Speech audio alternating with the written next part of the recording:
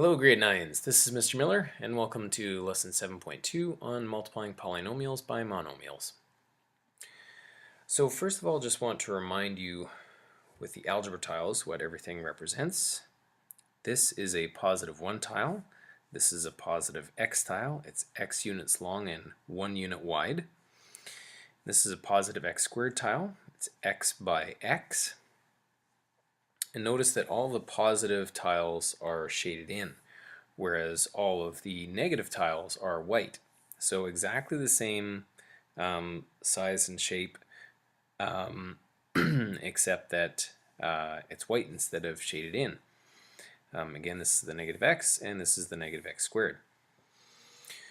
So we will be using that a little bit later on, but here's a little bit of a different area model, which we can use to represent a polynomial multiplication. So here we are representing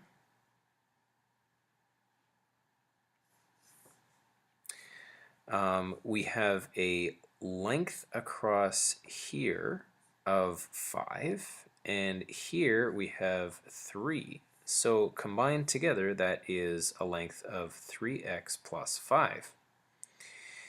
And if we multiply that by the width, which is 4x, then that would give us the area.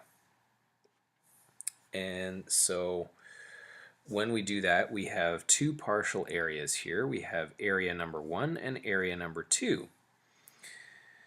So area number 1 plus area number 2 is the total area. Of course, area number 1 is just 3x times 4x, which would be 12x squared. Area number 2 is 5 times 4x, which gives us 20x. And that's how you can do this multiplication. So now with the next one, it's a similar kind of thing where we have 7 units of length here. We have 2.1 m units of length here. And the width is 5m. So for the area, we would be doing 2.1 m plus 7, that's the entire length, times the width, which is 5m. And to get the total area, we can do partial areas, looking at area number 1 plus area number 2. And area number 1, of course, would be 5m times 2.1m. And so that would give you 10.5 m squared. So now, if you weren't sure about where the coefficient is coming from, basically I'm taking these two coefficients, the 5 times 2.1, and I'm doing m times m to give me my m squared. And again, the second one, to get the second partial area here, I'm doing 5m times 7, which gives me 35m. And again, I'm multiplying the numbers and leaving the variables as a separate factor. So now we want to use an area model to expand each expression. Now it was pretty straightforward and easy to set these ones up with addition, but when you have subtraction, it can be a little bit more complicated. So what I'm going to go ahead and do is go back to using the algebra tiles to do this modeling.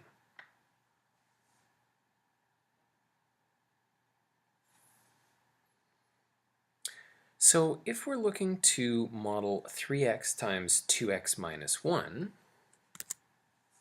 then what we have to do is we have to have 3 x's, 1, 2, 3 x's, times 2x minus 1.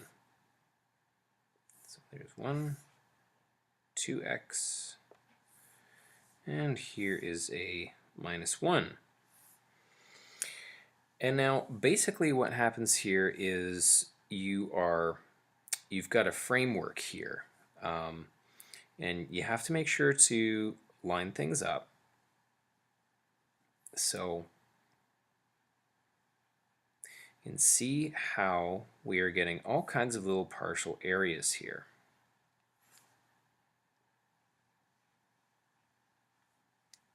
And basically you just want to fill them in. Just erase this part here. And I guess I need one more little dotted line to fill it all in. Okay.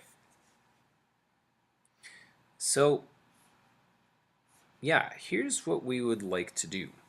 We'd like to grab the things to fill in all these partial areas. Of course, the x times x, that's going to be an x squared tile.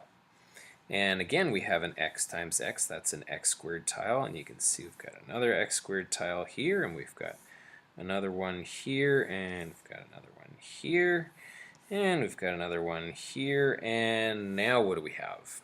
Down here we have -1 times x.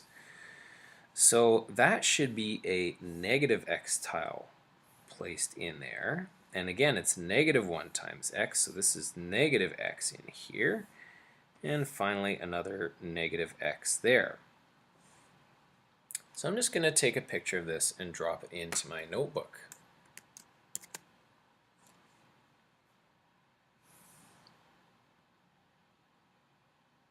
And here we go.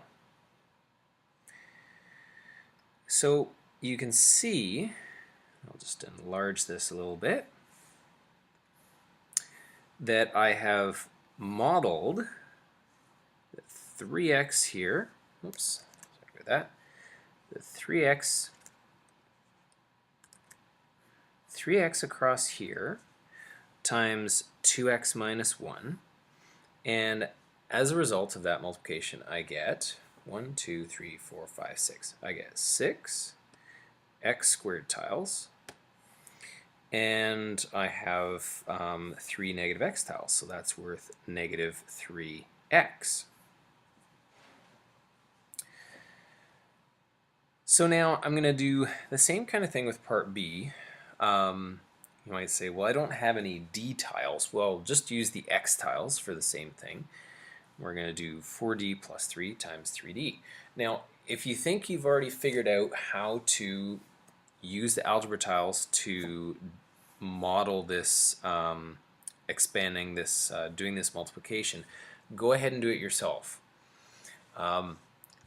Maybe pause the video, try to do it on your own, and then play it and check your answer. Okay, so hopefully you've had a chance to do that yourself, and now you can see that when you set this up, you end up with 12d squared, and I know there are x squareds here, but xd, whatever.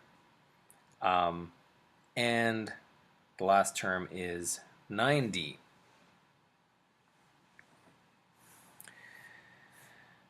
Okay, so now let's see what these diagrams are modeling.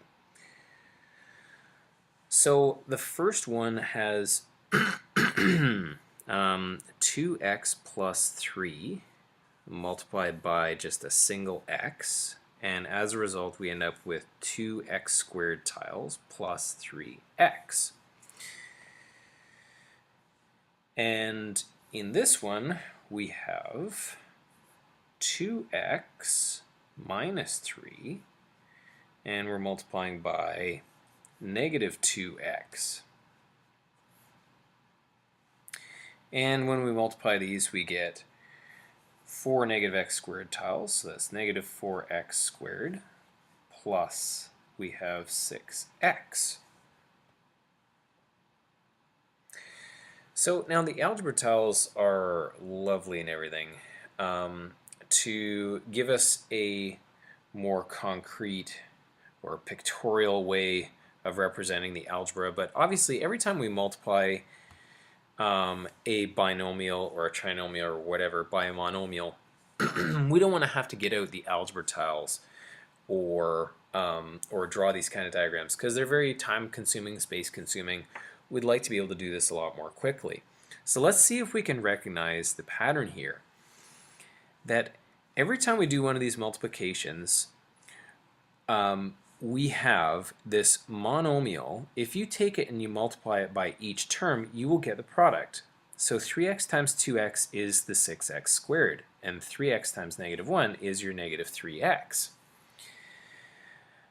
We can see how that worked out with the area, but if we don't want to have to make one of these diagrams, this is a good way to work it out. Take your monomial and multiply it across the two terms. This is called the distributive property. 3d times 4d gives you 12d squared, and 3d times 3 gives you 9d. Just like in the last two examples here, x times 2x would give you 2x squared, and x times 3 gives you 3x. Negative 2x times 2x gives you negative 4x squared, and negative 2x times negative 3 gives you positive 6x.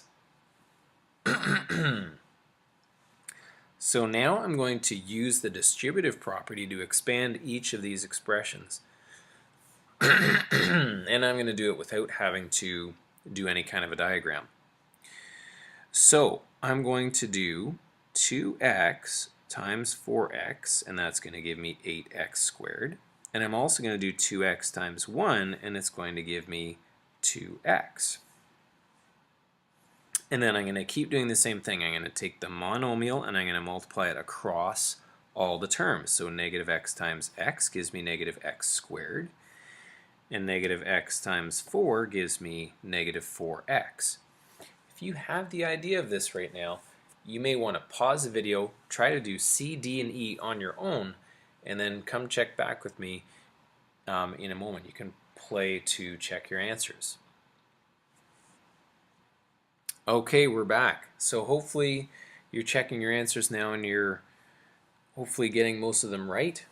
Again, we get the 2.6x squared by taking the 1.3x and multiplying it across both of these terms. Oops, kind of missed on that one. There we go. And again, for this one, you take the monomial. Now again, it's a different location this time, but negative 3k times 4.1k and negative 3k times negative 5.3. And that's how you get these two terms here. The only one that's a little bit more tricky is part E, and that is because if you take negative 9m and you multiply by 2/3 m, now you're going to have to do a multiplication of fractions. So you have to do 2/3 times negative 9. So that's a little bit of a tricky thing maybe for some of you. But again, if you're just doing a fraction times something like negative 9, negative 9 is just negative 9 over 1. You can do 2 times negative 9 is negative 18. Over 3 means divided by 3, and that's negative 6. Sorry, that 6 didn't show up too well there. And the negative 6, that's the coefficient that we got over here. So just wanted to take a minute to illustrate how you can do the multiplication of fractions in case you weren't too sure about that.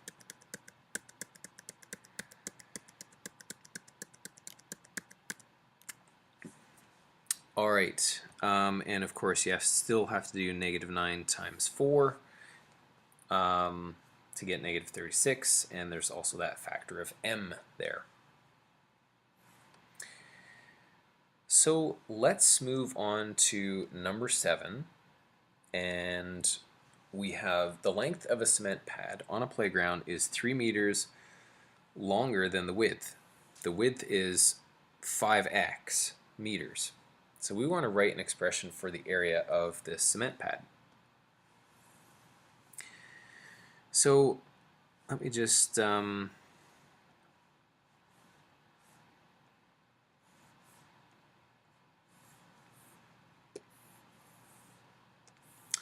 draw a rectangle to represent this cement pad, and I can indicate that the width is